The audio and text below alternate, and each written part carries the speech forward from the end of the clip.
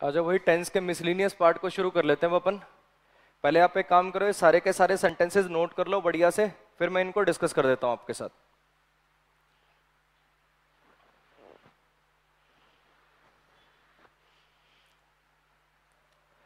चलो जी, आ जाओ। Mohan's father told him that he has decided to donate all his wealth to a trust. इसको समझना आप जरा। देखो, इसका जो रूल है वो तो कुछ ऐसा है कि अगर मेन क्लॉज पास्ट में है तो सब क्लॉज भी पास्ट में आएगा। अगर मेन क्लॉज पास्ट में है तो सब क्लॉज भी किस में आएगा? पास्ट में आएगा। पहले एक काम करते हैं, इस रूल को अप्लाई कर लेते हैं, फिर समझ लेंगे कि ऐसा क्यों बना है। ठीक है, चलो आ जाओ। पहले तो मेन क्लॉज पहचानने से पहले अपने को क्लॉज पहचानना आना चाहिए। मोहन से लेकर ट्रस्ट तक, मोहन से लेकर ट्रस्ट तक कितने सेंटेंस है भाई? सेंटेंस एक ही है। जानते हैं अपन इतनी बात, जितने फुल स्टॉप होते हैं उतने सेंटेंस होते हैं। मोहन से लेकर ट्रस्ट तक क्लॉज कितने? दो क्लॉज हैं। क्लॉज कैसे पहचानते हैं? जितने सब्जेक्ट प्लस में वर्ब के पेयर होते हैं उतनी क्लॉज होते हैं। टोल्ड वर्ब है, फादर सब्जेक्ट है, एक पेयर हो गया। डिसाइडेड वर्ब है, ही सब्जेक्ट है, इसका मतलब दो पेयर हो गए। सब्जेक्ट प्लस वर्ब के पेयर जितने होते हैं क्लॉज उतने ही हो जाते हैं। सब्जेक्ट प्लस वर्ब के पेयर इसके अंदर दो हैं तो क्लॉज भी इसके अंदर कितने हो गए? दो हो गए। इतनी कहानी क्लियर है? नेक्स्ट बात, क्लॉज पहचान लिए, अब अपने को पहचानना मेन क्लॉज और सब क्लॉज। कैसे पहचानते हैं main clause sub clause? Question tag पढ़ाते हुए भी बताया था, अगर ध्यान हो तो। जिस क्लॉज के शुरू में कंजंक्शन आती है, जिस क्लॉज के शुरू में कंजंक्शन आती है वो सब क्लॉज होता है, दूसरा क्लॉज मेन क्लॉज होता है। इतनी कहानी क्लियर? जिस क्लॉज के शुरू में कंजंक्शन आ जाए वो सब क्लॉज, और दूसरा वाला जो क्लॉज है वो कौन सा? Main clause. इसका मतलब ये दैट से लेकर ये वाला, ये पूरा का पूरा सब क्लॉज हो गया, और ये वाला क्या हो गया? मेन क्लॉज हो गया। इतनी पिक्चर क्लियर है? तो अगर मेन क्लॉज पास्ट में तो सब क्लॉज भी पास्ट में आएगा। मेन क्लॉज कौन से टेंस में है? टेल, टोल्ड, टोल्ड वर्ब की सेकंड फॉर्म लगी हुई है। अगर मेन क्लॉज पास्ट में होगा तो सब क्लॉज भी किस में करना पड़ेगा? पास्ट में करना पड़ेगा। तो फिर आपको यहाँ पे क्या लिखना पड़ेगा? हैज डिसाइडेड नहीं, आपको यहाँ पे लिखना पड़ेगा हैड डिसाइडेड। इसको आपको लेके आना पड़ेगा पास्ट के अंदर। इतनी कहानी क्लियर है? चलो, अब देखो, ऐसा जरूरी नहीं है कि पास्ट के परफेक्ट में ही आएगा हमेशा। अगले सेंटेंस को देखना, ये मेन क्लॉज है, राजेश सेड, और ये पूरा का पूरा आके सब क्लॉज हो गया। मेन क्लॉज पास्ट में तो सब क्लॉज किस में आएगा? पास्ट के अंदर आएगा। अगर ये पास्ट में आएगा तो ये भी किस में करना पड़ेगा? पास्ट में करना पड़ेगा। इस सिंगिंग नहीं क्या करना पड़ेगा? वॉज सिंगिंग करना पड़ेगा। ये मेट ऑलरेडी पहले से ही पास्ट के अंदर है तो इसको अपन ने छोड़ दिया। इतनी कहानी क्लियर है? अब पहले तो ऐसा समझो कि ऐसा हो क्यों रहा है। रूल तो अपन ने रट लिया, अप्लाई भी करना सीख लिया कि मेन क्लॉज अगर पास्ट में हो तो सब क्लॉज पास्ट में करेंगे। मेन क्लॉज कैसे पहचानेंगे? जिस क्लॉज के शुरू में कंजंक्शन लगती है वो सब क्लॉज हो जाता है और दूसरा क्लॉज मेन क्लॉज हो जाता है। समझना ऐसा क्यों। अगर आपको लग रहा हो तो इनडायरेक्ट और डायरेक्ट स्पीच जानते हो? इनडायरेक्ट डायरेक्ट स्पीच नरेशन में जो पढ़ते हो। मान लो मैं मोहन के घर गया और मैंने मोहन के पिताजी को मोहन से ये कहते हुए सुना, मैंने डिसाइड कर लिया कि मैं अपनी सारी जायदाद एक ट्रस्ट के नाम कर दूंगा। I have decided that I will donate all my wealth to a trust. I have decided to donate all my wealth to a trust, ये मोहन के पिताजी ने बोला मोहन को। ठीक है, मैं मोहन के घर पर था, मैंने ये बात सुनी है कि मोहन के पिताजी ने मोहन को ये बात बोली है, मैं वहां से सुन के आ गया। अब मैं पहुंच गया अपने इस दोस्त के पास, मैं इसको ये बात बता रहा हूं कि मोहन के पिताजी ने मोहन से ये कहा। अब या तो मैं ऐसा बोलूं, मोहन के पापा ने मोहन से कहा मैं डिसाइड कर चुका हूं कि अपनी सारी जायदाद डोनेट करूंगा एक ट्रस्ट को, या तो मैं यूज करूं, मतलब उनकी बात बिल्कुल इन्वर्टेड कॉमा लगा के जैसा उन्होंने एक शब्द बोला वैसा ही बोलूं, या फिर मैं ऐसा बोल दूं कि मोहन के पिताजी उससे कह रहे थे कि वो या उन्होंने डिसाइड कर लिया है कि वो अपनी सारी जायदाद एक ट्रस्ट को देंगे। समझ में आया? या तो उसके पापा के एग्जैक्ट वर्ड कोट कर दूं, मैंने डिसाइड किया है कि मैं अपनी सारी जायदाद ट्रस्ट को दूंगा, या उनके शब्दों को अपने शब्दों में मॉडिफाई करके इसको बोलूं, मोहन के पिताजी मोहन से कह रहे थे कि उन्होंने डिसाइड किया कि वो अपनी सारी जायदाद एक ट्रस्ट को डोनेट करेंगे। समझ आया? जब आप बिल्कुल स्पीकर के वही वर्ड यूज करते हो तो इसको बोलते हैं डायरेक्ट स्पीच, जिसमें वो इन्वर्टेड कॉमा वगैरह आते हैं। जब आप उसकी बात को अपने शब्दों में किसी और को कहते हो उसको बोलते हैं इनडायरेक्ट स्पीच, जो कि ये। इतनी कहानी आई समझ में? तो होता क्या है कि अगर ये वाली बात जो है, इसको मैंने देखो लिख रखा टोल्ड, मोहन के पिताजी ने कहा था, इसका मतलब ये घटना हो चुकी है, इसका मतलब ये घटना हो चुकी है। तो जब मैं उसके घर गया था तो उसने के मोहन के पिताजी को मैंने कहते हुए सुना था, तो ये बात पास्ट की है, तो ये वाली बात भी पास्ट में आनी चाहिए कि नहीं आनी चाहिए? ये तो ऑब्वियस बात है कि मोहन के पिताजी ने कहा था, मोहन के पिताजी ने कहा था, अब आगे जो बोल रहा होगा वो भी तो अब पास्ट हो गया होगा। अरे समझ रहे हो क्या कहना चाह रहा हूं? मैं कहीं गया, मैंने एक बात सुनी, वो बात मैं अब आके किसी और को बता रहा हूं, जब वो बात बोलने वाली बात जो उसने कह रहा हूं कि मोहन के पिताजी ने कहा था, ये जो बोलने का काम है अगर ये पास्ट हो गया, जो जो उन्होंने बोला वो भी तो पास्ट हो जाएगा, तो इसको प्रेजेंट में नहीं इसको पास्ट में लिखना चाहिए। ये इसका लॉजिक है, बिल्कुल सिंपल सा। इसको समझो जरा। अब राजेश ने कहा था, अब ये जो राजेश है मान लो ये हमारा दोस्त है, मैंने इसको कहा भी एक काम कर, तू मोहन के घर चला जा और मोहन को बुला ला, चल अपन खेल लेंगे, ठीक है? या देख के आ कि मोहन पढ़ रहा है कि नहीं पढ़ रहा, ऐसा कुछ भी। एक काम कर, तू मोहन के घर चला जा और देख के आ कि मोहन पढ़ रहा है कि नहीं पढ़ रहा, ठीक? अब ये चला गया मोहन के घर, ये जो राजेश है मोहन के घर चला गया और मेरे पास वापसी आके क्या बता रहा है? राजेश सेड, या राजेश तो नहीं बोलेगा, अब ये राजेश ने कहा है, ये कोई तीसरा बंदा है। एक सिचुएशन फिर से क्लियर कर लेते हैं, ठीक है? मैं भी एक बार सेंटेंस दोबारा पढ़ लेता हूं। Rajesh said Mohan was singing when he met him, ठीक है? अब समझो, मैंने या इस लड़के ने मुझे बोला, इस लड़के ने मुझे कहा कि सर एक काम करो, आप ना मुझे पता करके बताओ कि ये जो मोहन है ये क्या कर रहा है, ठीक है? अब मैंने राजेश को भेज दिया मोहन के घर कि राजेश तू एक काम कर, जा मोहन के घर चला जा और मुझे पता करके बता भी वो क्या कर रहा है।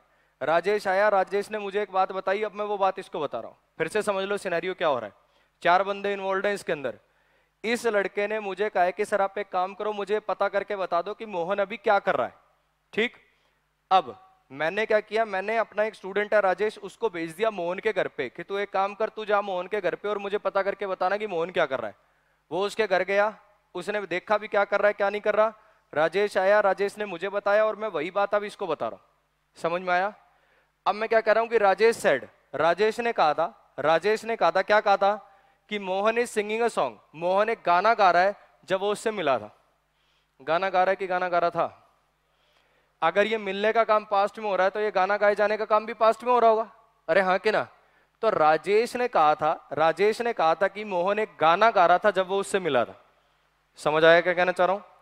तो अगर ये वाली बात पास्ट में चल रही है, ये वाली बात पास्ट में चल रही है, तो इतनी तो आपको समझ लगानी पड़ेगी ना कि ये वाली बात पास्ट में होनी चाहिए कि नहीं।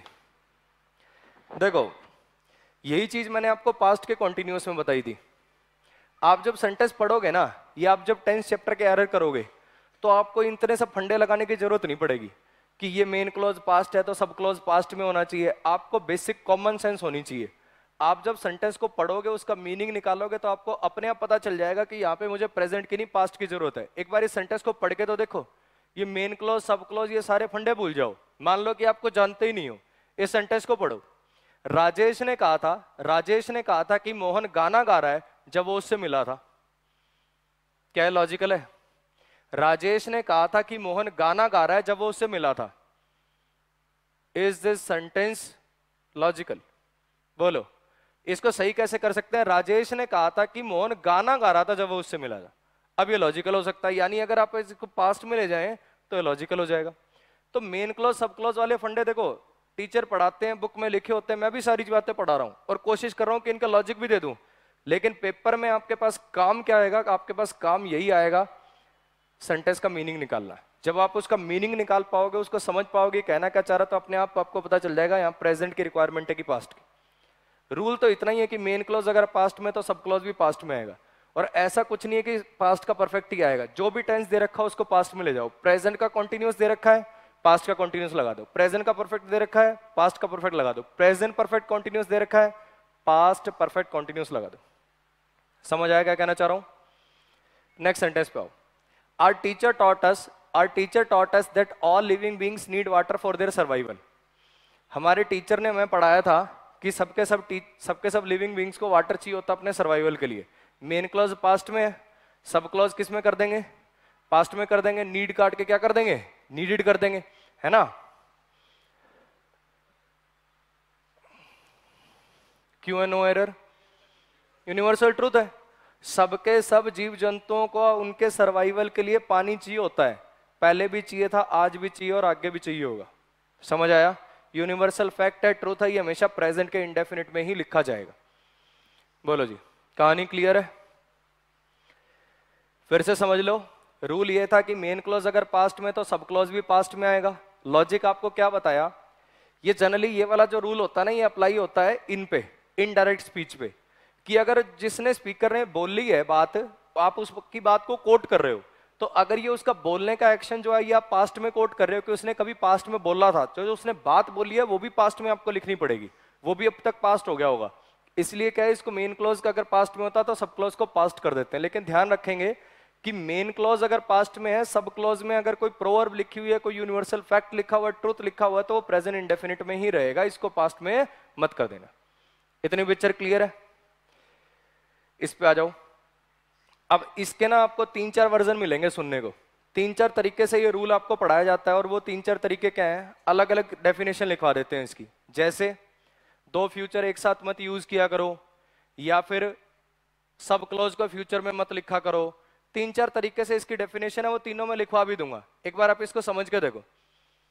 करना क्या है, चलो ऐसा करते हैं, मैं काम करता हूँ, वो जो 3-4 तरीके ना वो लिख ही देता हूँ ऊपर। आप एक काम करो, जितना करवा दिया ना इसको नोट कर लो, फिर वो ऊपर वाले एरिया के अंदर मैं लिख दूंगा। इसके अंदर लॉजिक इतना ही था कि मेन क्लॉज अगर पास्ट में तो सब क्लॉज आपको पास्ट में रखना पड़ेगा, क्योंकि ये जनरली इनडायरेक्ट स्पीच के सेंटेंसेस के लिए होती है ये वाली बात। जिसने बात बोली है अगर वो पास्ट में, तो वो बात जो बोली है वो भी पास्ट में हो जाएगी। जो भी टेंस दे रखा है उसको पास्ट में कर दो। प्रेजेंट कॉन्टिन्यूस है, पास्ट कॉन्टिन्यूस, प्रेजेंट परफेक्ट है, पास्ट परफेक्ट, बस इतनी बात है। इस पे अभी आते हैं, काम करो, ये ऊपर वाला जो है सारा का सारा नोट कर लो।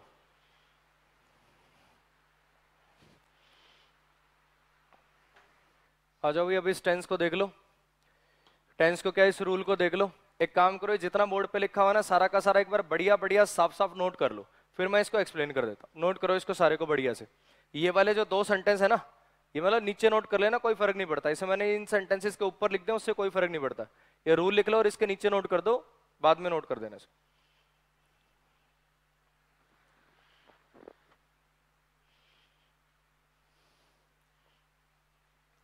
चलो जी, आ जाओ।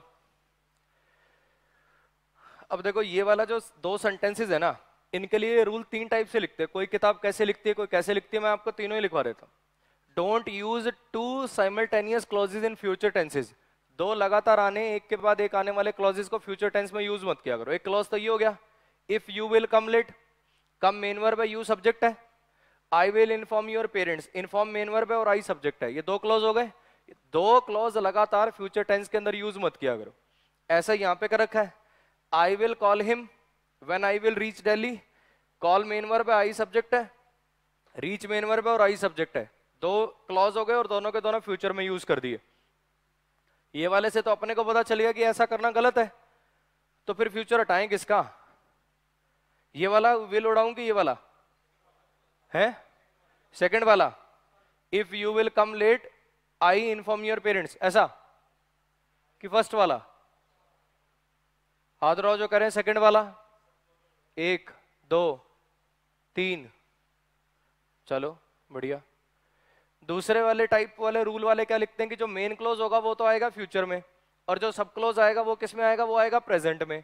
अब ये जो मेन क्लोज है, मेन क्लोज कौन सा है इसमें, पहला कि दूसरा? ये दूसरा वाला है, क्योंकि इफ कंजंक्शन उसके शुरू में लगी हुई तो वो सब क्लोज हो गया और ये मेन क्लोज हो गया। ऐसा कोई रूल नहीं है कि पहले मेन क्लोज आता है और बाद में सब क्लोज आता है। जिसके शुरू में कंजंक्शन वही सब क्लोज, तो ये सब क्लोज हो गया और मेन क्लोज हो गया। मेन क्लोज फ्यूचर में आएगा, सब क्लोज किस में आएगा? प्रेजेंट में आएगा। तो विल कटेगा किसका? विल कटेगा इसका। और यहाँ पे क्या व्हेन कंजंक्शन है, तो ये सब क्लोज हो गया, तो विल कटेगा किसका? विल कटेगा इसका। इसी बात को लिखने का दूसरा तरीका, दूसरा क्या, तीसरा, don't use future tense after these words, when I, while I, if I, until है, अनलेस है, प्रोवाइडेड दैट है, एज सून एज है, बिफोर है, आफ्टर है। इन सब के बाद कभी फ्यूचर टेंस मत लगाओ। इफ आ गया फ्यूचर टेंस का यूज मत करो, व्हेन आ गया फ्यूचर टेंस का यूज मत करो। इतनी कहानी आई समझ में? तो अब देखो मैं कहना क्या चाह रहा हूं, ये सारी बातें अपन ने पढ़ ली, इसको अप्लाई करना भी सीख लिया। अब ये देखो कि आखिर ऐसा हो क्यों रहा, क्या कारण है कि ये रूल बना हुआ है कि 2 फ्यूचर एक साथ यूज नहीं होते। क्या कारण है कि इनके बाद फ्यूचर टेंस यूज नहीं करते? क्या कारण है कि मेन क्लॉज तो फ्यूचर में चला जाता है और सब क्लॉज प्रेजेंट में आ जाता है? तो इसको समझ के देखना, उनका इस बात को समझने समझाने का एंगल क्या है उसको समझो। अगर आपसे कोई सेंटेंस की हिंदी करवाए तो आप क्या करोगे? अगर तुम लेट आओगे, अगर तुम लेट आओगे तो मैं तुम्हारे माता पिता को इन्फॉर्म कर दूंगा। जब आप इसका मीनिंग निकालोगे और हिंदी करोगे तो फिर दोनों के दोनों आप फ्यूचर में बोलोगे।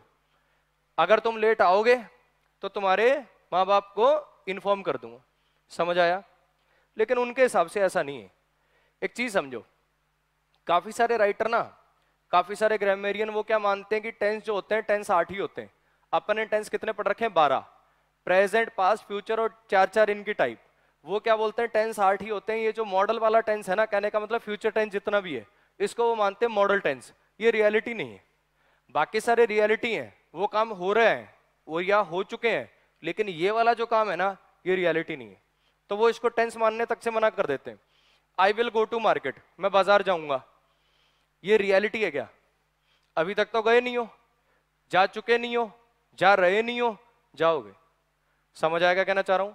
जो ऊपर वाले हैं, प्रेजेंट वाले और पास्ट वाले, वो सारे के सारे वो रियलिटी होते हैं। वो इनको मानते हैं मॉडल टेंस।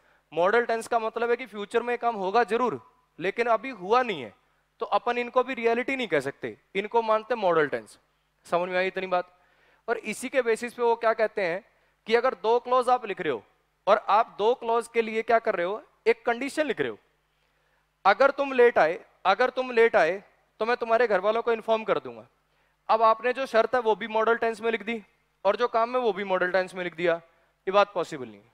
उनके अकॉर्डिंग है क्या? देखो, 2 बातें हैं। एक है तुम्हारा लेट आना और एक है मेरा माँ बाप को इन्फॉर्म करना। मुझे बताओ, इसके हुए बिना ये काम हो सकता है क्या? अगर तुम लेट ही नहीं आए तो क्या मम्मी डैडी को इन्फॉर्म करूंगा मैं? वो ये कहना चाह रहे हैं कि ये वाली जो चीज है ना, ये जब तक रियलिटी नहीं बनेगी तब तक ये वाली बात नहीं होगी। समझ आया मैं क्या बोल रहा हूं? I will call him when I reach Delhi, मैं उसे कॉल करूंगा जब मैं दिल्ली पहुंचूंगा। बिना दिल्ली पहुंचे कॉल कर दूंगा क्या? वो ये कहना चाह रहे हैं कि इसको मॉडल टेंस में ना लिखो, इसको रियलिटी बनाओ। इसको रियलिटी बनाओगे तभी तो वो बात होगी। तो 2 फ्यूचर एक साथ मत लिखा करो, क्योंकि 2 अनरियल चीजें आप कंडीशन से जोड़ रहे हो। जो शर्त रख रहे हो, जो आप कंडीशन रख रहे हो उस काम के होने की, वो रियलिटी होनी चाहिए, क्योंकि जब तक वो रियलिटी नहीं बनेगी तब तक वो काम नहीं होगा। समझ आया? इसलिए ब्रिटिश ग्रामेरियंस के अकॉर्डिंग, जिन्होंने अंग्रेजी बनाई है, उनके अकॉर्डिंग 2 फ्यूचर एक साथ लिखना गलत है। एक चीज समझो, ये तीनों रूल घूम फिर के एक ही हैं। ये वाला और ये वाला एक ही है। कैसे? ये सारी की सारी क्या है? कंजंक्शन है। ये जिस क्लॉज के साथ लगेंगे उसको सब क्लॉज बना देंगी, और सब क्लॉज किस में लिखना है? प्रेजेंट में लिखना है। क्यों लिखना है? चीज समझो, ये जितने वर्ड हैं, इफ है, व्हेन है, व्हाइल है, अनटिल है, अनलेस है, बिफोर है, एज सून एज है, प्रोवाइडेड है, सारे के सारे शर्त रखने वाले वर्ड हैं कि नहीं है? कोई ना कोई कंडीशन रख रहे हैं। जब भी ये वर्ड लगाओगे इसके बाद आप शर्त रखोगे, भी ये होगा तब ये होगा।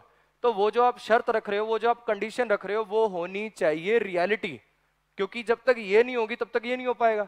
और अगर इसको रियलिटी बनाना तो फिर इसको मॉडल टेंस में मत लिखो, इसका मतलब इसको विल शैल में मत लिखो, इसका मतलब इसको फ्यूचर में मत लिखो। समझ आएगा कहना चाह रहा हूं?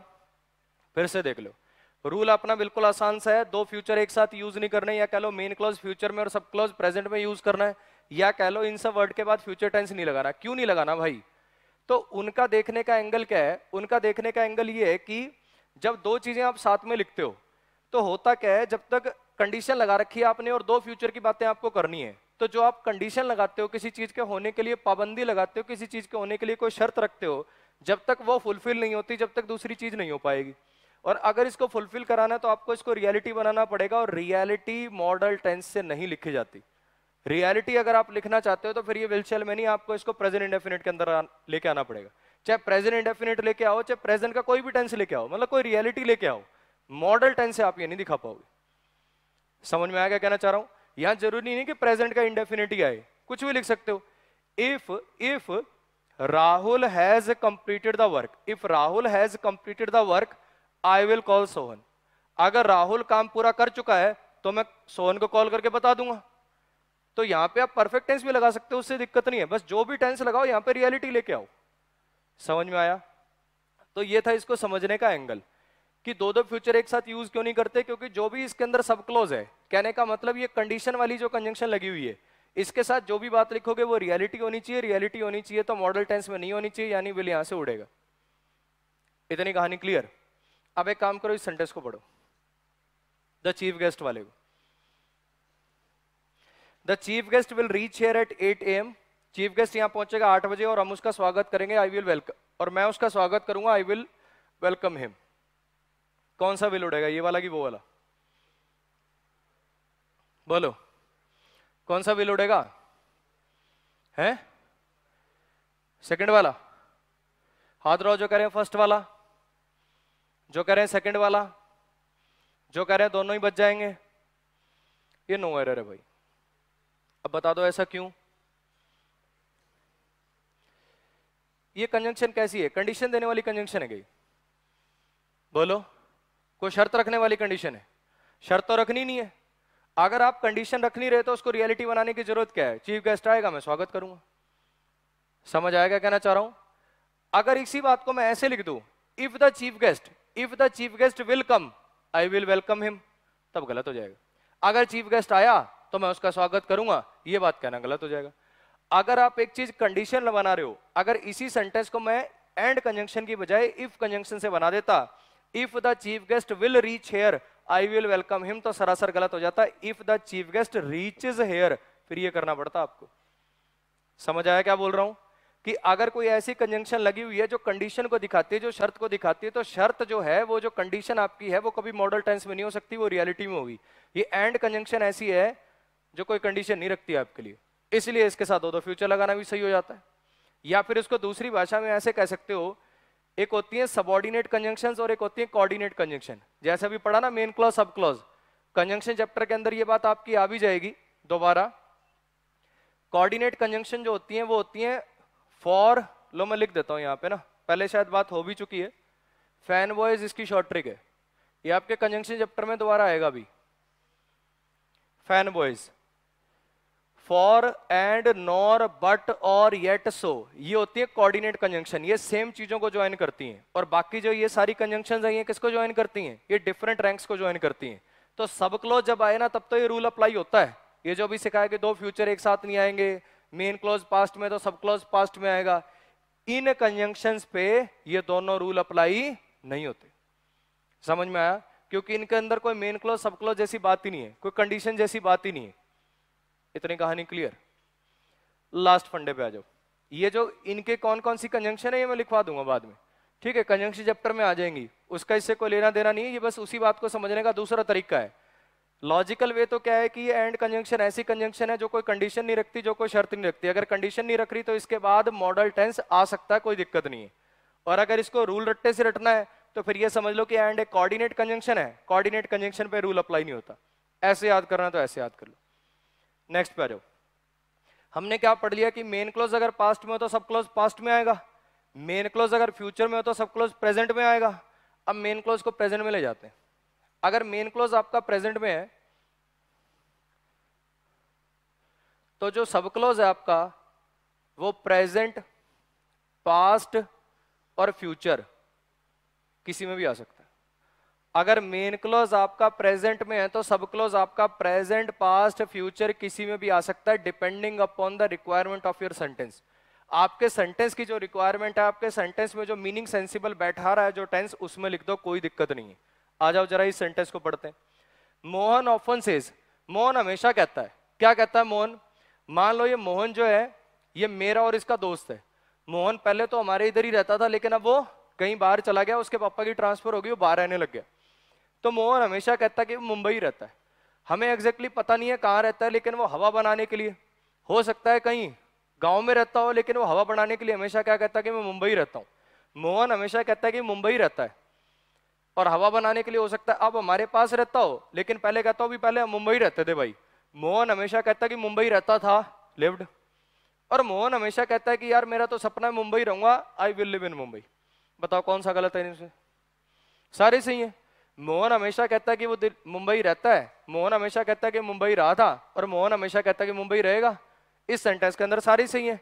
लेकिन अगर मैं इसी सेंटेंस के अंदर ऐसा कर दूं, Mohan always says that he dash live in Mumbai, he dash in Mumbai when his father was posted there. अब क्या लगा दे, लिव्ड लगा देंगे वहां पे। अरे आया समझ में क्या कहना चाह रहा हूं? तो सेंटेंस की रिक्वायरमेंट बताएगी ना। आगे अगर पास्ट लिख दोगे तो ये आ जाएगा, और आगे अगर फ्यूचर का कोई सेंस निकल रहा होगा तो विल लिव लगा देंगे, और हैबिचुअल एक्शन वाली बात हो रही होगी तो फिर अपन लिव्स लगा देंगे। आया समझ में? जैसी आपकी सेंटेंस की रिक्वायरमेंट होगी वो टेंस लगा देना, लेकिन सही तीनों हो सकते हैं। इस सेंटेंस में तीनों सही हैं, हमेशा हर जगह तीनों सही नहीं होंगे। आपकी सेंटेंस की रिक्वायरमेंट बताएगी कि आपको क्या लगाना है। एक बार फिर से समझ लो इस बात को। अगर मैं इसी सेंटेंस के अंदर ऐसा लिख दूं, Mohan often says that he dash in Mumbai when his father was posted there. Mohan हमेशा कहता है कि मुंबई, जब उसके पिताजी वहां पोस्टेड थे, तो मुंबई में रहता है कि मुंबई में रहता था कि मुंबई में रहेगा? मुंबई में रहता था जब उसके पापा वहां पोस्टेड थे, तब यहाँ पे सिर्फ लिव्ड सही होगा, ये दोनों गलत हो जाएंगे। अरे भाई आया समझ में क्या कहना चाह रहा हूं? तो आपके सेंटेंस की रिक्वायरमेंट बताएगी कि कौन सा सही होगा। फिलहाल इस सेंटेंस के हिसाब से तीनों सही। प्रेफर वगैरह वाला कोई चक्कर नहीं है, सेंटेंस बता देगा कि कौन सा सही है, तीनों में से एक टाइम पे एक ही सही होगा। ये ऐसा सेंटेंस है अभी फिलहाल कि इसमें तीनों ही सही। इतनी कहानी क्लियर है? मेन क्लॉज पास्ट में तो सब क्लॉज पास्ट में। क्यों? अगर बात पास्ट में बोली गई है, उसको आप नरेट पास्ट के अंदर कर रहे हो, तो जो बात बोली गई वो भी पास्ट में हो गई होगी। मेन क्लॉज फ्यूचर में तो सब क्लॉज प्रेजेंट में, क्योंकि कंडीशन जो होती है, शर्त जो होती है, कभी भी अनरियल नहीं हो सकती, वो रियलिटी होगी। तो फिर आप इसको क्या लिखो, हमेशा मॉडल टेंस के अंदर मत लिखा करो, विल शैल के साथ मत लिखा करो। मेन क्लॉज प्रेजेंट में तो sub clause past present future किसी में भी आ सकता है, डिपेंडिंग अपॉन योर रिक्वायरमेंट।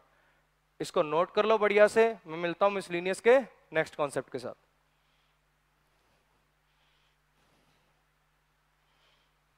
आ जाओ, ये अपने मिसलिनियस के डिस्कशन को थोड़ा सा और आगे बढ़ा लेते हैं। आप एक काम करो, जो बोर्ड पे लिखा हुआ सारा का सारा बढ़िया से नोट कर लो, और एक बार खुद से कोशिश करो कि इसके अंदर सोचने की एरर क्या है। ठीक है, फिर मैं मिलता हूं आपके साथ।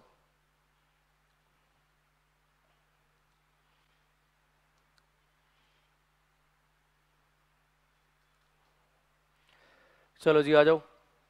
देखो रूल तो ये लिखा हुआ है, अगर पास्ट का एक एक्शन सिंस के साथ पॉइंट ऑफ टाइम की तरह से काम कर रहा हो, अगर पास्ट का एक एक्शन सिंस के साथ लगकर पॉइंट ऑफ टाइम की तरह से काम कर रहा हो, तो वो पास्ट का एक्शन तो लिखा जाएगा पास्ट इंडेफिनिट में, और जो आपका मेन एक्शन है वो लिखा जाएगा प्रेजेंट के परफेक्ट में। इतनी कहानी आ गई समझ में? चलो जी आ जाओ, अब समझ लेते हैं। देखो मुझे नहीं लगता देखो ये अलग से कोई रूल बनाने की जरूरत थी, ये चीजें अपन पढ़ चुके हैं। ध्यान आ रहा है? Present perfect tense, present perfect tense में आपको पढ़ाया था मैंने 4+ टाइम वाले फंडे, सॉरी प्रेजेंट परफेक्ट कॉन्टिन्यूअस के अंदर 4+ टाइम वाला फंडा, कि 4+ टाइम ड्यूरेशन के साथ कौन कौन सा टेंस सही हो जाता है। प्रेजेंट परफेक्ट कॉन्टिन्यूअस भी सही हो जाता है, प्रेजेंट परफेक्ट भी सही हो जाता है। वही मैंने आपको सिंस के साथ भी लगा के दिखाया कि सिंस के साथ प्रेजेंट का परफेक्ट कब लगाना है, सिंस के साथ प्रेजेंट परफेक्ट कंटिन्यूअस कब लगाना है। कुछ भी नहीं है, ये वही चीज है, बिल्कुल डिट्टो सेम है ये। सिंस के साथ पास्ट का एक action, if an action of past, past का एक एक्शन सिंस के साथ लगकर पॉइंट ऑफ टाइम की तरह से काम कर रहा हो। एक चीज समझना, बिल्कुल ये जो सेंटेंस है ना वही सेंटेंस बन जाएगा अभी। She did not call me since she move to Australia with Ajay. मान लो कि एक लड़की है, ठीक है, अब इसकी 2 जनों के साथ सेटिंग है, एक तो मेरे साथ और एक अजय के साथ। ठीक, ये दोनों के साथ जानू सोना मोना करती है रात को।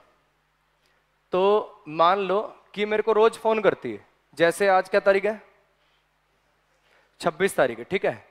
ये 22 को भी इसका फोन आया, 23 को भी इसका फोन आया, 24 को भी इसका फोन आया, 25 से इसका फोन आना बंद हो गया। क्यों? 25 को ये अपने दूसरे वाले बॉयफ्रेंड के साथ ऑस्ट्रेलिया मूव होगी, मतलब ऑस्ट्रेलिया चली गई। अब इसके ऑस्ट्रेलिया की हवा लग गई, समझ रहे हो? अब इसने मेरे को फोन करना बंद कर दिया।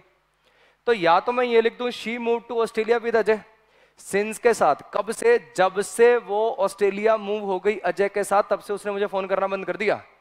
जब से वो ऑस्ट्रेलिया चली गई अजय के साथ, या तो ये लिख दूं, या फिर सिंस के बाद डायरेक्टली ऐसे लिख दूं क्या, 25 मार्च 2018, 19 है अब तो।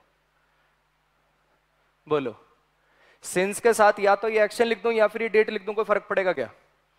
वो एक्शन भी तो पॉइंट ऑफ टाइम की तरह से काम कर रहा है, वो एक्शन भी तो पॉइंट ऑफ टाइम ही बता रहा है।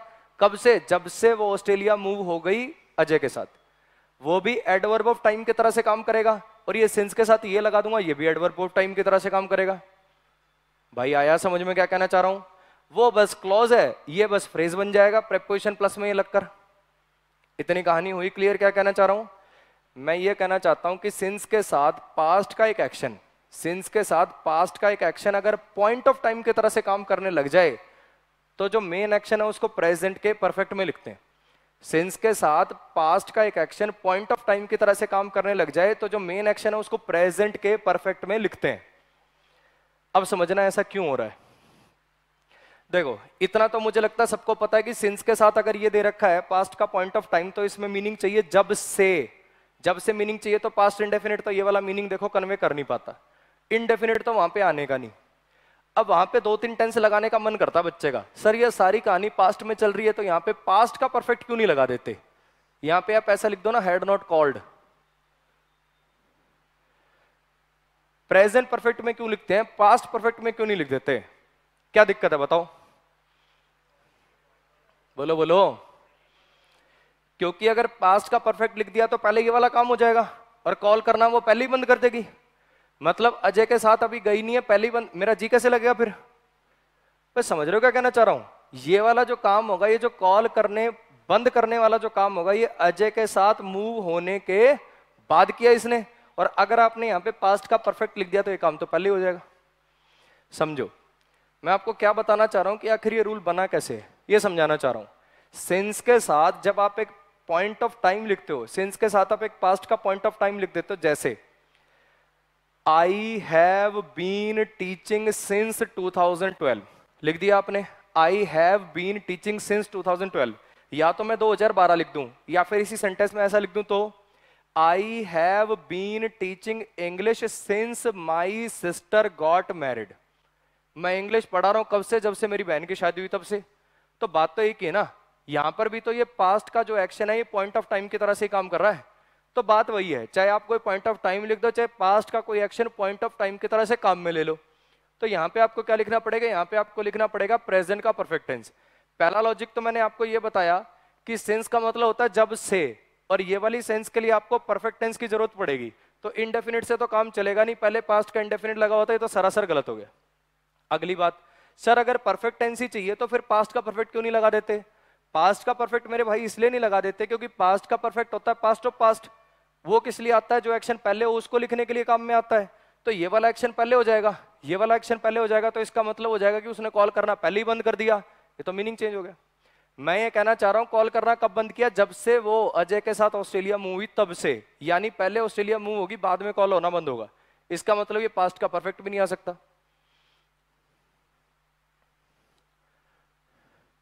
समझ आया क्या कहना चाह रहा हूं? तो फिर यहां पे लगाना क्या पड़ेगा? अपने को परफेक्शन दिखानी है, क्योंकि सिंस लगा हुआ है जब से, तो मुझे परफेक्शन दिखानी है। पास्ट का परफेक्ट आ नहीं सकता। अब बोलो क्या लगा दे? क्या बच गया? प्रेजेंट का परफेक्ट। अरे आ रहा है समझ में क्या कहना चाह रहा हूं? तो फिर अपने को यहां पे लिखना पड़ेगा प्रेजेंट का परफेक्ट। आप यहां पे लिखोगे she has not called me.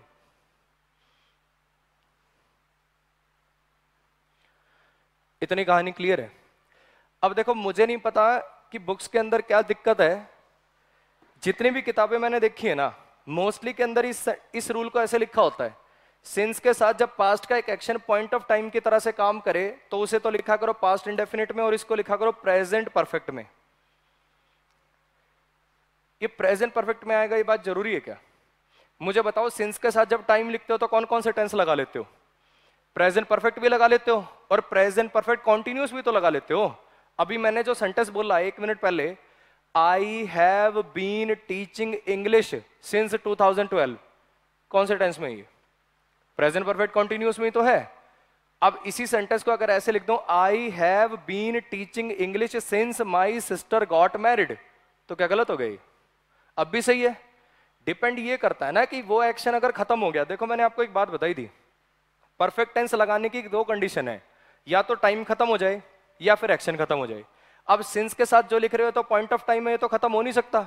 अगर वहां परफेक्ट टेंस लगाना है तो वो एक्शन खत्म हो जाना चाहिए। अगर वो एक्शन खत्म हो गया तो परफेक्ट टेंस, और अगर अभी भी जारी है तो फिर परफेक्ट कॉन्टिन्यूस टेंस। समझ आएगा कहना चाह रहा हूं? अब समझना, नॉट कॉल्ड, उसने कॉल करना बंद कर दिया, इसका मतलब ये एक्शन तो खत्म हो गया, इसीलिए वहां पे परफेक्ट टेंस आ पा रहा है। इस सेंटेंस को देखना, they didn't call us even once, they didn't call us even once since we left Delhi. अब दिल्ली में हमारे पड़ोसी थे, ठीक है, बड़ा बढ़िया भाईचारा था उनके साथ भी, जब मर्जी को खाने की चीज बनेगी जी, आज हमने छोले भटूरे बनाए हैं, आज हमने खीर बनाई है, बढ़िया आना जाना था। तो वहां से जब हम जयपुर आने लगे तो वो क्या कर रहे थे जी, आपके बिना कैसे जी लगेगा, हमारा तो सच बता रहे हैं यहाँ दिल्ली मन करना बंद हो जाएगा, बिल्कुल ऐसे रोना और अपना ऐसे कर रहे।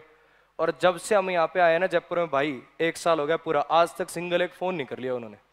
तो हम क्या कह रहे हैं, दे डिडंट कॉल अस, उन्होंने हमें कॉल नहीं किया एक बार भी, उन्होंने हमें एक बार भी कॉल नहीं किया जब से हम दिल्ली छोड़ के आए। तो अगर ये सिंस प्लस में वी लेफ्ट दिल्ली लिख रखा है, अगर इसकी जगह 2012 लिख दूं तो भी मीनिंग ऐसे ही निकलेगा, पॉइंट ऑफ टाइम ही निकलेगा। तो सिंस के साथ जब पास्ट का एक एक्शन पॉइंट ऑफ टाइम की तरह से काम करेगा तो इधर कौन कौन से टेंस अलाउड हो जाएंगे, या तो प्रेजेंट का परफेक्ट अलाउड हो जाएगा या प्रेजेंट परफेक्ट कॉन्टिन्यूअस अलाउड हो जाएगा। अब आपको देखना है कि दोनों में से कौन सा अलाउड करना है। मुझे बताओ ये एक्शन खत्म हो गया कि चल रहा है? अरे बोलो, ये तो खत्म हो गया, वो हमें कॉल ही नहीं कर रहे, ये तो कॉन्टिन्यूटी में दिखाना ही नहीं है। कॉन्टिन्यूटी में दिखाना नहीं तो परफेक्ट टेंस लिखो, क्या लिख दूं, they have not called us even once. इस पे आ जाओ, they are calling me again and again since I left their company. मान लो मैंने कंपनी छोड़ दिया, पैरामाउंट छोड़ दिया, ठीक है, अब पैरामाउंट वाले बार बार फोन कर रहे हैं कि आ जाओ सर, दोबारा आ जाओ, आ जाओ, दोबारा आ जाओ। तो अब मैं क्या लिख रहा हूं कि they are calling me again and again since I left their company. कब, या तो मैं लिख दूं since I left their company या सिंस 2012 लिख दूं, उसमें कोई दिक्कत है? तो सिंस के साथ पास्ट का एक एक्शन पॉइंट ऑफ टाइम की तरह से काम कर रहा है, और सिंस का मतलब होता है जब से, यानी परफेक्शन दिखानी है। परफेक्शन दिखानी है तो यहाँ पे या तो परफेक्ट टेंस आएगा या परफेक्ट कॉन्टिन्यूस आएगा। कैसे पता चलेगा कौन सा आएगा? अरे कैसे पता चलेगा, सेंटेंस को पढ़ो और देखो, अगर ये एक्शन कॉन्टिन्यूटी में है तो परफेक्ट कॉन्टिन्यूस लगाना, वरना क्या लगा देना, परफेक्ट टेंस लगा देना। बोलो ये कॉन्टिन्यूटी में है कि नहीं? बार बार अब भी कॉल कर रहे हैं, अरे हाँ कि ना, ये तो एक्शन अभी भी चल रहा है, तो यहां पे आपको परफेक्ट कॉन्टिन्यूस टेंस लगाना पड़ेगा, they have been calling me, they have been calling me again and again since I left their company. अब मुझे लगता है एक बच्चे को भी डाउट नहीं होगा कि टेंस गलत है। अब राम जाने किताबें क्यों नहीं लिखती, मेरे समझ से बाहर है। जितनी आप किताब उठाओगे हर एक में आपको मिलेगा कि यहाँ पे परफेक्ट टेंस आता है। परफेक्ट टेंस आता है, चक्कर क्या है, वो 2 सेंटेंस कराएगा, दोनों के अंदर यहाँ नॉट आ रहा होगा। जितने आप एग्जाम्पल देखो किताबों में 2 सेंटेंस लिखे होंगे और दोनों के अंदर यहाँ नॉट आ रहा होगा, यानी वो एक्शन खत्म हो गया होगा और इनडेफिनिट दे रखा होगा, काट के परफेक्ट कर देगा। ऐसा सेंटेंस लेके आओ ना, ऐसा सेंटेंस लेके आओगे तो आप खुद ही जान जाओगे कि यहाँ पे परफेक्ट कंटिन्यूअस टेंस आना चाहिए। इसको करो जरा परफेक्ट में, मीनिंग ही अदर का उधर हो जाएगा। इसको लिखना जरा, they have called me again and again, they have called me again and again since I left their company. बोलो, आप तो इसको परफेक्ट में ले गए, परफेक्ट में ले गए तो फिर ये अगेन एंड अगेन कैसे लिख रहे हो आप? आया समझ में? वो काम पूरा नहीं हुआ भाई, वो अभी भी मुझे कॉल कर रहे हैं। अगर मैं ये कहना चाहता हूं वो अभी भी मुझे कॉल कर रहे हैं लगातार, ये आईएनजी लगा के कॉन्टिन्यूअस टेंस अगले ने क्यों लगा रखा था, वो इसीलिए लगा रखा था, वो ये लिखना चाह रहा है कि ये काम अभी भी जारी है। समझ में आया? तो सिंस के साथ जब पास्ट का एक एक्शन पॉइंट ऑफ टाइम की तरह से काम करे तो उसके साथ परफेक्ट टेंस भी आ सकता है, परफेक्ट कॉन्टिन्यूअस भी आ सकता है। बुक में सिर्फ परफेक्ट मिलेगा, अपन दोनों लगाएंगे, ठीक है? कौन सा लगाना है, सेंटेंस पढ़ो और खुद से जानो। एक्शन खत्म हो गया तो परफेक्ट और नहीं हुआ तो कॉन्टिन्यूअस। इस पे आओ, I have been waiting for you, मैं तुम्हारा इंतजार कर रहा हूं। I have been waiting for you, मैं तुम्हारा इंतजार कर रहा हूं, कब से? Since you had rejected my proposal in college, जब से तुमने मेरा प्रपोजल रिजेक्ट किया ना कॉलेज में, तब से मैं तुम्हारा इंतजार कर रहा हूं। कितना बढ़िया आदमी हो। I have been waiting for you, perfect tense में लिख दिया, परफेक्ट कॉन्टिन्यूअस में। परफेक्ट टेंस में लिखता तो इसका मतलब क्या हो जाएगा, खत्म हो गया, अब नहीं कर रहा इंतजार। I have waited for you, I have waited for you, अगर ये लिखता तो परफेक्ट टेंस में हो जाता और एक्शन खत्म हो जाता। लेकिन आपको पता है सिंस के साथ जब पॉइंट ऑफ टाइम लिखते हो तो एक्शन खत्म करने के लिए आपको उस एक्शन का रिजल्ट लिखना पड़ता है। आप ऐसा लिख दो, I have waited for you for 2 years, I have waited for you for 2 years since you rejected my proposal, ऐसा लिख दो। मैंने 2 साल तुम्हारा इंतजार किया था, जब से तुमने मेरा प्रपोजल रिजेक्ट किया था, उस काम को खत्म कर दो तब तो सही है, लेकिन ऐसा कुछ तो लिखा नहीं आपने। इसका मतलब ये एक्शन कंटिन्यूटी में। तो ये वाले पार्ट में तो कोई दिक्कत नहीं है, दिक्कत इस बार उस पार्ट में। ये प्रेजेंट परफेक्ट कॉन्टिन्यूस हो गया। सिंस के साथ पास्ट का एक एक्शन चाहिए जो पॉइंट ऑफ टाइम की तरह से काम कर दे। पॉइंट ऑफ टाइम क्या होता है? कोई ऐसी घटना जो हो चुकी हो, खत्म हो चुकी हो, आप उसको पॉइंट ऑफ टाइम की तरह से काम लेते हो। पास्ट इंडेफिनिट क्या काम करता है? पास्ट इंडेफिनिट दिखाता है पास्ट के फैक्ट को। पास्ट के फैक्ट को मतलब पास्ट की एक घटना जो पास्ट में खत्म होगी वो एक पास्ट का फैक्ट बन चुकी है। जैसे वी गॉट फ्रीडम इन 1947, हमें आजादी मिली थी 1947 में, पास्ट का एक फैक्ट है, पास्ट में ही खत्म हो गया। और पास्ट का एक fact he point of time की तरह से काम कर सकता है, पास्ट का परफेक्ट कभी पॉइंट ऑफ टाइम की तरह से काम नहीं कर पाएगा। समझ में आया? तो दोनों साइड पे ध्यान रखना। सिंस के साथ पास्ट का एक एक्शन पॉइंट ऑफ टाइम की तरह से काम करे तो उसको तो लिखा करो पास्ट इंडेफिनिट में, क्योंकि पॉइंट ऑफ टाइम की तरह से काम सिर्फ पास्ट का फैक्ट कर पाएगा, और पास्ट का जो फैक्ट होता है वो पास्ट इंडेफिनिट में लिखा जाता है। और इस साइड पे पास्ट का परफेक्ट नहीं आ सकता। क्यों नहीं आ सकता? क्योंकि अगर पास्ट परफेक्ट लगा दोगे तो पहले ये एक्शन हो जाएगा, जबकि पहले ये एक्शन हुआ है। और कोई टेंस नहीं आ सकते, इंडेफिनिट वाले नहीं आ सकते, कॉन्टिन्यूस वाले नहीं आ सकते, क्योंकि सिंस लगा हुआ है। सिंस का मतलब था जब से, तो परफेक्शन दिखानी है। तो सिर्फ 2 टेंस अलाउड है, प्रेजेंट का परफेक्ट और प्रेजेंट परफेक्ट कॉन्टिन्यूस। अगर एक्शन खत्म हो गया तो परफेक्ट, और जारी है तो कॉन्टिन्यूस। आया जी फंडा समझ में? इसको बढ़िया से नोट कर लो, फिर अपन मिलते हैं मिसलिनियस के अगले कॉन्सेप्ट के साथ।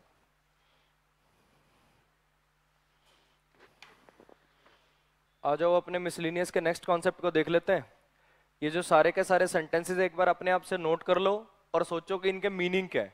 इनका ढंग से मीनिंग निकालोगे तो अपने आप ही ये रूल भी आपको समझ में आ जाएगा। इसको नोट कर लो, इनके मीनिंग निकालो, फिर मैं इनको डिस्कस कर देता हूं।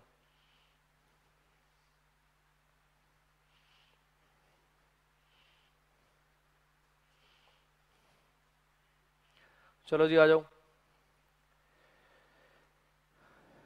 पहले सेंटेंस का मीनिंग बताना भाई, तुम बता दो पहले का मीनिंग बताना।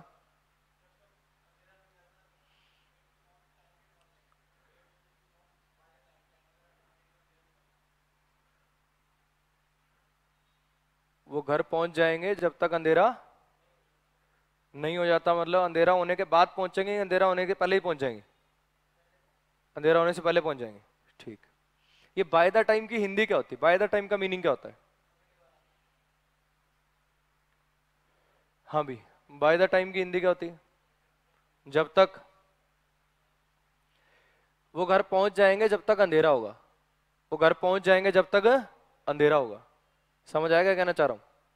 ये बाय द टाइम का मतलब होता है जब तक। और आपको मैंने परफेक्ट टेंस पढ़ाया था तब एक बात बताई थी, ये जो अब तक है, जब तक है, अभी तक है, येट है, सो फार है, अब तक, जब तक, ये टाइम की कंप्लीशन को दिखाने वाले वर्ड होते हैं। अरे समझ में आ रहा है? वहां पे मैंने लिखा I didn't receive the parcel yet. Yet को क्या गला? अभी तक पार्सल नहीं मिला, अभी तक। ये येट क्या दिखा रहा है? परफेक्शन को दिखा रहा है, कंप्लीशन को दिखा रहा है। किस चीज की कंप्लीशन? टाइम की कंप्लीशन। तो ऐसी ये जो वर्ड है बाय द टाइम, इसका मतलब होता है जब तक, और ये कंप्लीशन ऑफ टाइम को दिखाता है। तो अगर ये कंप्लीशन को दिखाता है तो इसके साथ क्या आएगा? इसके साथ परफेक्ट टेंस लगाने पड़ेंगे। अब कौन सा परफेक्ट टेंस लगेगा? प्रेजेंट का, पास्ट का, कि फ्यूचर का, वो देखना बस अपने को। ये बात अपने को समझ में आ गई कि बाय द टाइम जब वर्ड लगेगा तो ये एक ऐसा वर्ड है जिसका मीनिंग है जब तक, जो किस चीज को दिखाता है? कंप्लीशन को दिखाता है, परफेक्शन को दिखाता है। तो इसके साथ लगेंगे तो परफेक्ट टेंस। अब कौन से लगेंगे और क्यों लगेंगे उस बात को समझना है। आ जाओ देखो, they will reach home by the time it gets dark. अब एक चीज समझना, बाय द टाइम के साथ मैंने 2 एक्शन लिख रखे हैं, एक इस तरफ और एक इस तरफ। मुझे बताओ पहले कौन सा काम हो रहा है इसके अंदर? पहले वो घर पहुंचेंगे कि पहले अंधेरा होगा? पहले अंधेरा हो जाएगा। हाथ उठाओ जो कह रहे हैं पहले अंधेरा हो जाएगा। बोल तो तू रहा है। इसमें पहले वो खाना खा लेगी कि पहले ये वापस आएगा? पहले खाना खा चली। इसमें पहले सूरज उगा कि पहले रोहन उठ गया? पहले सूरज उग गया। इसमें पहले उसने काम पूरा किया कि पहले उसके पिताजी घर आ गए? पहले काम पूरा हो गया। समझना देखो, अभी के लिए सीधा इलाज बता देता हूं। होता क्या है ना, बच्चा इस परफेक्ट स्ट्रक्चर को रट लेता है। इधर फ्यूचर का परफेक्ट आएगा, उधर प्रेजेंट इंडेफिनिट आएगा, इधर पास्ट का परफेक्ट आएगा, उधर पास्ट इंडेफिनिट आएगा। अगर इसको स्ट्रक्चर को थोड़ा सा घुमा दिया ना, बाय द टाइम को शुरू में ले आए, तो फिर हिंदी विंदी उनकी गड़बड़ा जाती है, समझ में नहीं आता क्या करें। यहाँ पे बाय द टाइम को जैसे शुरू में लिख दिया तो यहाँ पे हैड कम भी चेप देंगे कहीं, तो bye the time his father had come he completed the work, क्या दिक्कत है। जब तक उसके पिताजी आ चुके थे, पहले उसके पिताजी आ गए, बाद में उसका काम पूरा हुआ, ऐसे कर देंगे इसको। तो आपको सीधा इलाज बता रहा हूं, बाय द टाइम के जस्ट बाद वाला जो क्लॉज होता है ना, वो हमेशा बाद में होगा। बाय द टाइम के जस्ट बाद जो एक्शन लिखोगे, बाय द टाइम के जस्ट बाद जो क्लॉज लिखोगे, वो हमेशा कब होगा, वो हमेशा बाद में होगा। समझ आएगा कहना चाह रहा हूं। बाय द टाइम के लिख लो इस बात को, अभी मजाक लग रही होगी, बहुत काम आएगी पेपर में, थोड़ा सा ये स्ट्रक्चर इधर उधर घूमेगा, कंफ्यूज हो जाओगे। बाय द टाइम के जस्ट बाद वाला क्लॉज, बाय द टाइम के जस्ट बाद वाले क्लॉज में जो एक्शन होगा वो बाद में होगा। बाय द टाइम के जस्ट बाद वाले क्लॉज में जो एक्शन होगा वो बाद में होगा। बाय द टाइम के जस्ट बाद वाले क्लॉज में जो एक्शन लिखा होगा वो बाद में होगा। चलो अब आ जाओ, इस सेंटेंस को देखना, the sun rose by the time Rohan woke up. By the time के बाद वाला क्लॉज कौन सा है, ये। इसका मतलब ये जो रोहन के उठने का काम हुआ ये बाद में हुआ। अब ये कौन से टेंस में है, पास्ट में है। पास्ट वाला काम जो है, इससे पहले कोई काम लिखना मुझे, समझ रहे हो क्या कहना चाह रहा हूं। बाय द टाइम के बाद में जो क्लॉज है वो बाद में होता है, ये लिखा हुआ है पास्ट में। देखो फ्यूचर लिखा होता तो उससे पीछे आना होता तो क्या हो जाते हैं, प्रेजेंट। प्रेजेंट से पीछे आना होता तो क्या हो जाते हैं, पास्ट। अब मुझे इससे पीछे जाना है, पास्ट से पीछे जाना है, तो क्या है वो, पास्ट ऑफ पास्ट। पास्ट का परफेक्ट इसलिए पास्ट का परफेक्ट लगता है। देखो फिर बता रहा हूं, ये किसी किताब विताब में नहीं मिलते, ये मेरे देसी जुगाड़ है चीजों को समझने के। ये लिखा हुआ है, मैंने अपने दिमाग को समझाना था कि जी ऐसा क्यों बना है, तो मैंने खुद को ये बातें समझा रखी, और वही चीजें मैं आपको समझा रहा हूं। और ऐसा नहीं है कि ये घर से बनी हुई तो गलत है, आप अपना दिमाग यूज करो ना यार, आप अपनी बुद्धि लगा लो। अगर आपको भी मेरी बात फिट बैठती है तो ठीक है, नहीं तो रटना तो हमेशा जुगाड़ है ही आपके पास। बाय द टाइम का मीनिंग होता है जब तक से मुझे पता चल गया कि ये तो कंप्लीशन को दिखा रहा है, इसीलिए इसके साथ परफेक्ट टेंस आते हैं। अब परफेक्ट कौन सा आएगा वो अपने को जज करना है, और यही परफेक्ट क्यों आ रहा है, इसके साथ यही वाला क्यों आ रहा है, इसको देखो मैंने ऐसे समझ रखा है। इसको ऐसे समझ रखा है कि बाय द टाइम के बाद वाला जो क्लॉज है ये बाद में हो रहा है। अगर ये वाली चीज बाद में हो रही है, पास्ट बाद में हो रहा है, तो पास्ट से भी पहले जाना मुझे। पास्ट से पहले जाने का तरीका है पास्ट का परफेक्ट, तो यहां पे क्या लगा दूंगा, द सन हैड राइजन, सूरज उग चुका था। समझ में आया क्या कहना चाह रहा हूं। ऐसे इस सेंटेंस पे आओ, बाय द टाइम के जस्ट बाद वाला क्लॉज बाद में होगा, यानी पिताजी बाद में आएंगे, यानी पिताजी बाद में आएंगे। अगर पिताजी बाद में आएंगे तो ये काम पहले ही हो जाएगा।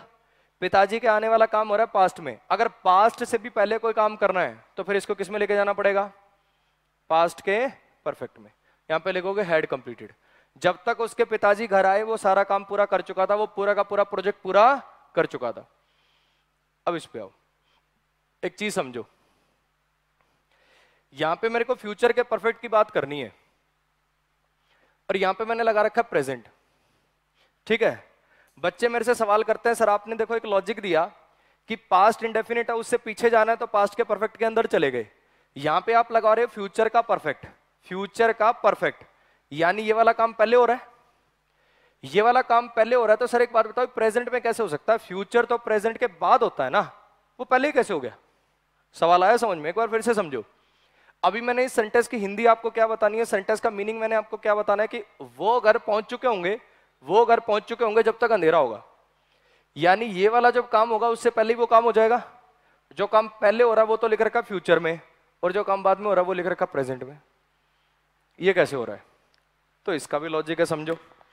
अभी 2 मिनट पहले आपको समझाया कि दो फ्यूचर एक साथ नहीं आ सकते, अभी समझाया ना कि दो फ्यूचर एक साथ नहीं आ सकते। अगर इसको भी फ्यूचर में लिख दूंगा और इसको भी फ्यूचर में लिख दूंगा तो गलत हो जाएगा। अब बताओ ये कंडीशन है कि नहीं है, यही तो शर्त है, अंधेरा होने से पहले वो पहुंच जाएंगे। शर्त को आप मॉडल टेंस में नहीं लिख सकते, लिखा भले ही प्रेजेंट में हुआ है, लेकिन ये रेफरेंस कब का है, ये फ्यूचर का है। समझ आया क्या कहना चाह रहा हूं। ये दिखने में आपको प्रेजेंट जैसा लग रहा है, लेकिन ये प्रेजेंट है नहीं, क्योंकि अभी तक हुआ नहीं है। इसको आप फ्यूचर में लिखोगे नहीं, इसको रियलिटी दिखाने के लिए आप इसको प्रेजेंट के इंडेफिनिट जैसा लिखोगे, लेकिन क्या ये प्रेजेंट है, अरे बोलो, ये दोनों ही फ्यूचर है, ये दोनों ही फ्यूचर हैं, लेकिन इसको फ्यूचर में लिख नहीं सकते क्योंकि दोनों क्लॉज फ्यूचर में लिख नहीं पाओगे। अगर दोनों क्लॉज फ्यूचर में नहीं लिख पाओगे तो जो शर्त वाला होता है, जो कंडीशन वाला होता है, उसको आप किस में लेके आते हो, रियलिटी में ले आते हो, प्रेजेंट इंडेफिनिट जैसा बना देते हो। तो बाय द टाइम के बाद मैंने क्या लिख दिया, प्रेजेंट इंडेफिनिट जैसा स्ट्रक्चर लिख दिया। आया समझ में क्या कहना चाह रहा हूं? ये प्रेजेंट इंडेफिनिट जैसा स्ट्रक्चर जरूर है, लेकिन इसका रेफरेंस फ्यूचर का है। और बाय द टाइम का जो चीज बाद में लिखी होगी वो बाद में होगी, यानी अंधेरा बाद में होगा। अंधेरा बाद में होगा तो वो काम पहले ही हो चुका होगा। अगर वो काम पहले हो चुका होगा तो उसको परफेक्ट करना पड़ेगा, उसको पूरा करवाना पड़ेगा, और पूरा करवाने के लिए परफेक्ट टेंस लगाना पड़ेगा। परफेक्ट टेंस लगाना पड़ेगा तो यहां पे ये लिखो, they will have reached.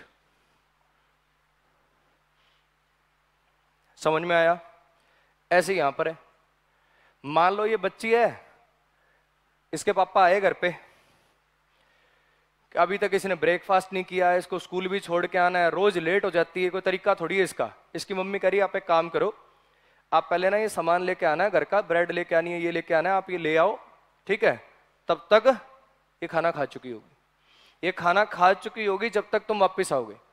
Bye the time के बाद वाला जो क्लोज होता है, बाय द टाइम के जस्ट बाद वाला जो क्लोज होता है, वो काम हमेशा बाद में होगा, यानी ये बंदा आएगा बाद में। ये बाद में आएगा तो उससे पहले ये खाना खा चुकी होगी, उससे पहले ये ब्रेकफास्ट कर चुकी होगी। अगर ये काम पहले ही हो चुका होगा तो इसको परफेक्शन में ले जाना पड़ेगा, पूरा करना पड़ेगा। अगर इसको परफेक्ट करना है, परफेक्शन में लेके जाना, तो फ्यूचर का परफेक्ट लगाना पड़ेगा। फ्यूचर का परफेक्ट लगाना पड़ेगा तो विल प्लस है प्लस V3 चाहिए। क्या लगाऊं, क्या लगा दूं? जो भी मेन वर्ब होती है उसकी V3 लिखते हो। अभी मेन वर्ब क्या है, अभी मेन वर्ब क्या है, हैव। तो हैव की V3 क्या होती है, हैड। तो यहां पे आपको लिखना पड़ेगा विल हैव हैड। ऐसा नहीं है कि कोई मेन वर्ब लगा दी और अलग से। इस हैव, देखो इसको मुझे सीरियसली बताऊं तो ऐसा लिखना चाहिए कि ये कटेगा पूरा और इसकी जगह टेंस ये बनेगा, will have had.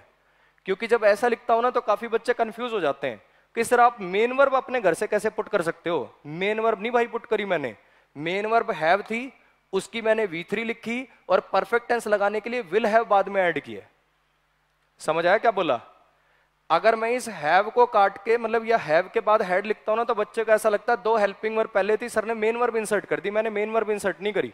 Main verb ये जो हैव थी इसको तो V3 लिखा है और इससे पहले फ्यूचर का परफेक्ट बनाने के लिए विल हैव लिखा है। भाई आया समझ में? तो बाय द टाइम के साथ future tense use, by the time के साथ परफेक्ट टेंसेस यूज होते हैं। क्यों? बाय द टाइम का मीनिंग होता है जब तक परफेक्शन को दिखाता है तो परफेक्ट टेंस यूज करने। कौन सा कब लगाना है? बाय द टाइम के बाद में जो बात लिखी है वो हमेशा बाद में होगी। ये पास्ट है, ये बाद में हुआ है, इससे पहले जाना है तो पास्ट के परफेक्ट में जाओ। ये वाला जो प्रेजेंट है दिखने में प्रेजेंट है लेकिन ये फ्यूचर ही है।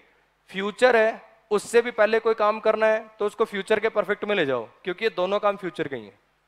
ये वाला काम हो चुका होगा जब तक ये काम होगा। आई जी बात समझ में? तो ये था इस रूल का लॉजिक, इसको नोट कर लो। फिर मैं मिलता हूं मिसलिनियस के लास्ट कॉन्सेप्ट के साथ, इसको नोट कर लो बढ़िया से।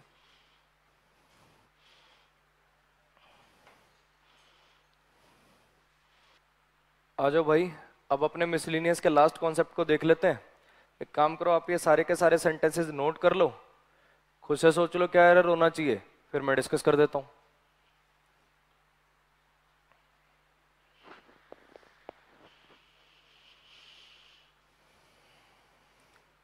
चलो जी आ जाओ। It is time you start preparing for your exam.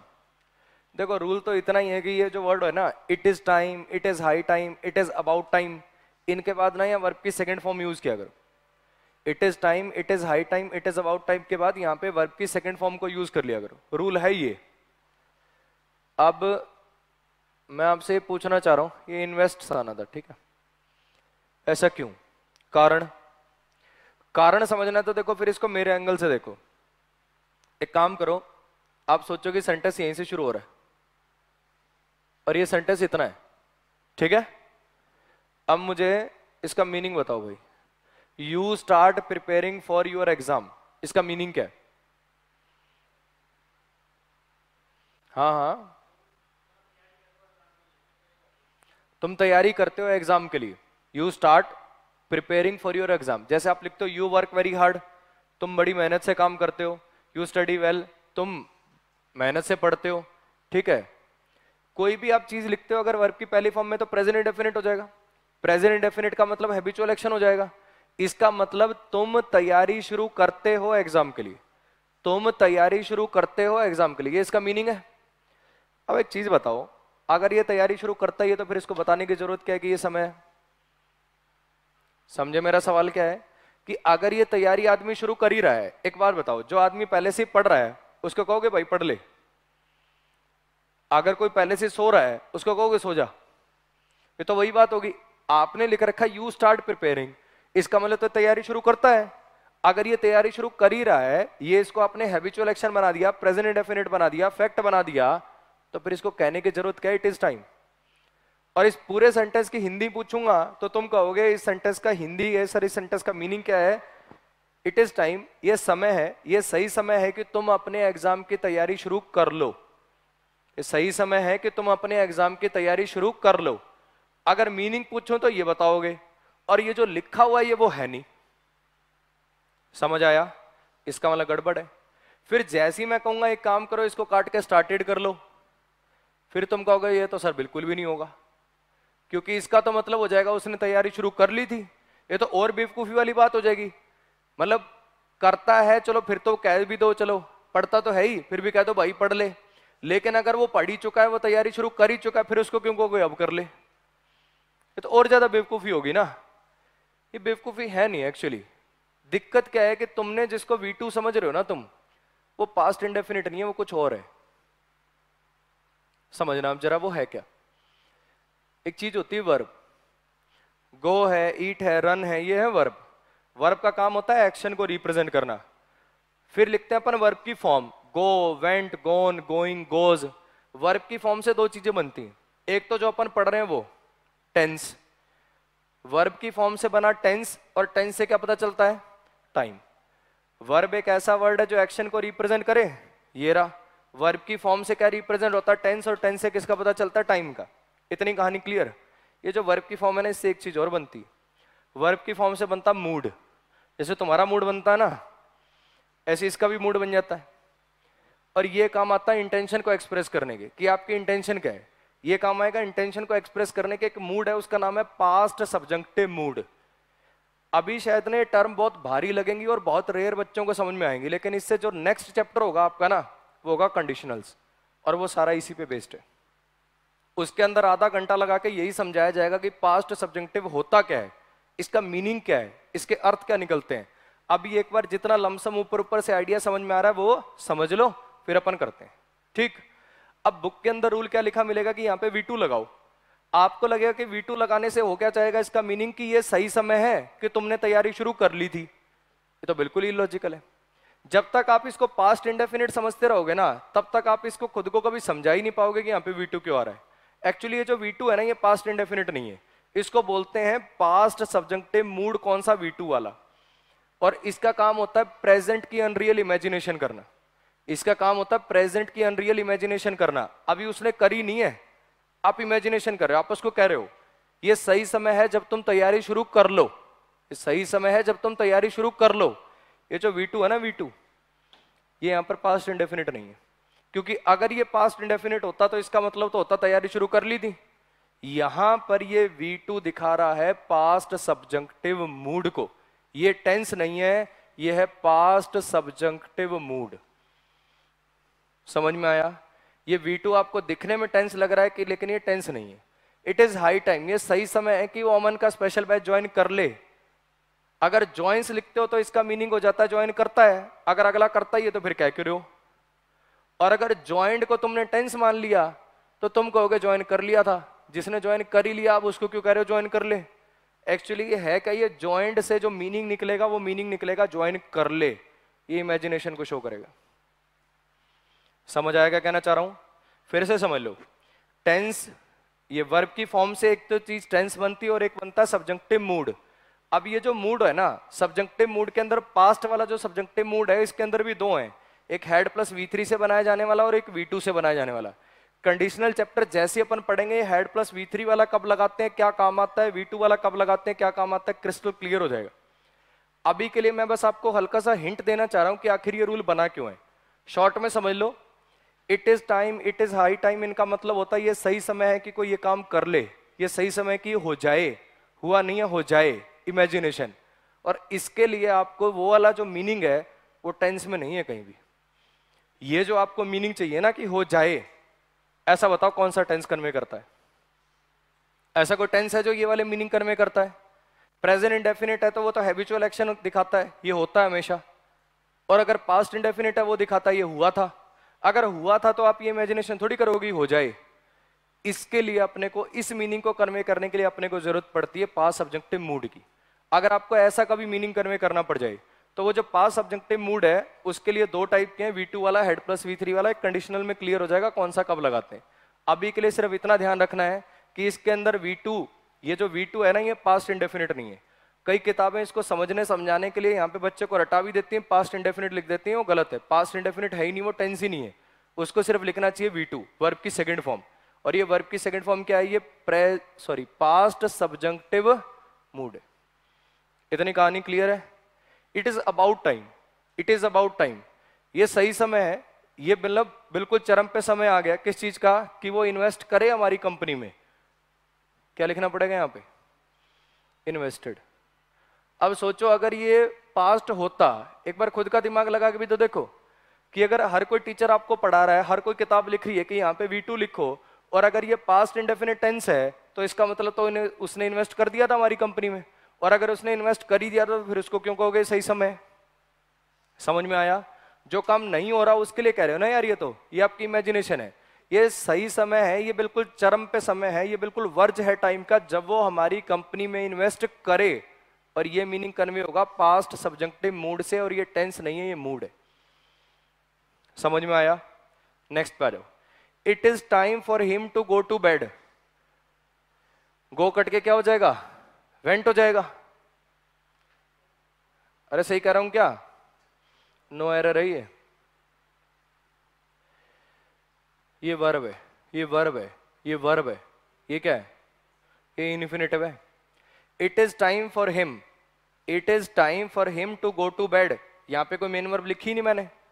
अगर मेन वर्ब नहीं लिखी तो उसी को तो V2 करोगे, जो मेन वर्ब होगा उसी से तो मूड बनाओगे। अगर कोई मेन वर्ब ही नहीं है तो फिर क्या लिख पाओगे? इन्फिनिटिव में हमेशा वर्ब की बेस फॉर्म आती है, इसको काट के V2 मत कर देना।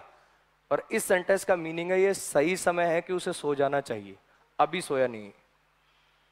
समझ आया क्या कहना चाह रहा हूं? इनके अंदर क्या होता है? इनके अंदर प्रेजेंट की इमेजिनेशन कर रहे होते हैं और वो समय निकल चुका होता है। वो समय जो होता है वो पीछे जा चुका होता है। ये सही समय कि उसको तैयारी शुरू कर लेनी चाहिए, यानी जो अप्रोप्रिएट टाइम था वो निकल चुका है। मतलब अब तो ये नौबत आ चुकी, बस कर दे बस अब लास्ट। लेकिन इसके अंदर अभी समय बचा होता है। ये सही समय कि अब उसे सो जाना चाहिए।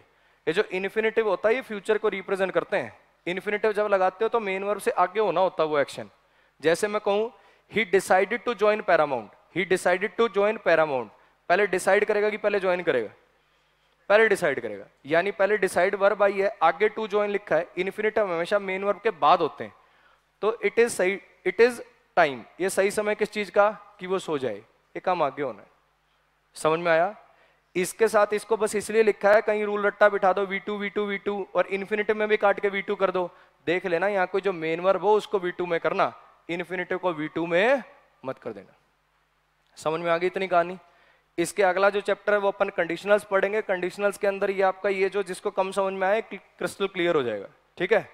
तो टेंस के सारे आपने मिसलिनियस रूल देख लिए अपन ने। 10 चैप्टर में और कुछ नहीं समझ में आया तो एक दो बार वीडियोस को दोबारा देख लो, ठीक, ताकि कंडीशनल बहुत अच्छे समझ में आ जाए।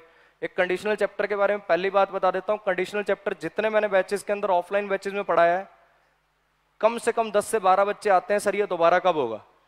तो वो अगर समझना है तो इस 10 चैप्टर को ध्यान से समझ लेना। थोड़ा मॉडल चैप्टर को दोबारा देख लेना ताकि वो मीनिंग निकालने आ जाए। Model plus app plus V3 structure जो है, और फिर कंडीशनल्स को देखना। ठीक है? इसको बढ़िया से नोट कर लो, फिर अपन मिलेंगे अपने नेक्स्ट लेक्चर के अंदर कंडीशनल्स के साथ। ठीक, इसको नोट कर लो भाई।